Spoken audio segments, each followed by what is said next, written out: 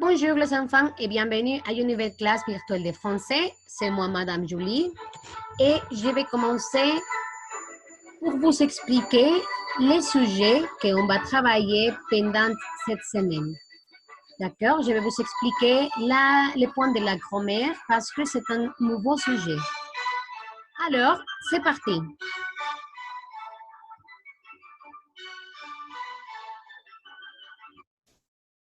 Alors, nous allons commencer par le sujet les futurs simples. On va laisser un peu les passés composés et on va continuer avec une autre temps verbal qui c'est les futurs simples. Alors, à quoi ça sert les futurs simples? Les futurs simples expriment en fait une action qui se déroulera dans les futurs. D'accord? Ça veut dire plus tard, dans les futurs, d'accord? Et il n'a pas encore eu lieu au moment où nous nous exprimons. Alors, quelle est la formation? Comment est-ce qu'on forme le futur simple? Nous avons ici les verbes qui finissent par ER et IR, comme par exemple manger, jouer, regarder, écrire, choisir et réussir. Les trois premières sont de première groupe et les autres trois sont de deuxième groupe. Alors, quelles sont les terminaisons?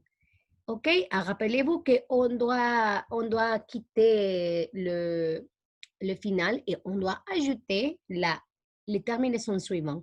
Première personne AI, deuxième personne AS, troisième A, première personne de pluriel on, deuxième personne pluriel EZ et finalement troisième personne de pluriel ont. D'accord? Nous avons ici la conjugaison complète d'un verbe de premier groupe jouer.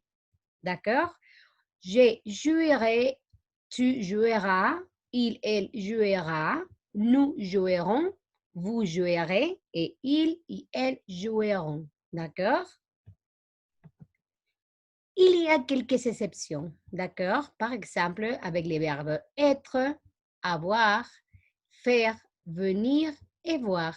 Mais on va commencer pour utiliser les plus faciles et après, si c'est nécessaire, on va continuer avec les autres. Alors, les futurs simples, on va l'utiliser pour parler au futur. Dans ces cas, nous avons un exemple sur la vie future de Catherine, d'accord? Ça, c'est l'évident, la personne qui va dire qu'est-ce qui va se passer au futur. Et nous avons ici différentes images des actions qui vont se passer, d'accord? Catherine est allée à la voyante, ok? C'est la personne, regarde ce qu'il va prévu. Met les prévisions en ordre et raconte la vie de Catherine. Utilise les futurs simples. Nous avons ici les différents événements qui vont se passer au futur. OK? Mais ce sont les verbes à l'infinitif. Ça veut dire qu'il faut ajouter les terminaisons pour exprimer les futurs. Par exemple, je vais vous donner un exemple. S'est marié en 2015. Ça veut dire, comment est-ce qu'on va exprimer l'action au futur? On va dire que Catherine elle va se mariera en 2015. OK? C'est un verbe de premier groupe, donc il faut seulement ajouter la terminaison qui correspond à la troisième personne qui se mariera. D'accord? Et avec les autres aussi. Se licencier, ça veut dire qu'il finit l'école, voyager à Paris, avoir un enfant, d'accord? Etc.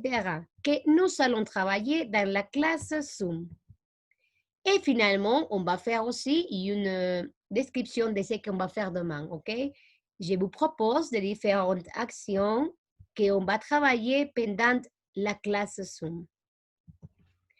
Alors, les enfants, pour aujourd'hui, c'est tout. Merci pour votre attention et rappelez-vous que c'est très important votre assistance à toutes les classes de français à Zoom. On se voit à la prochaine. Au revoir.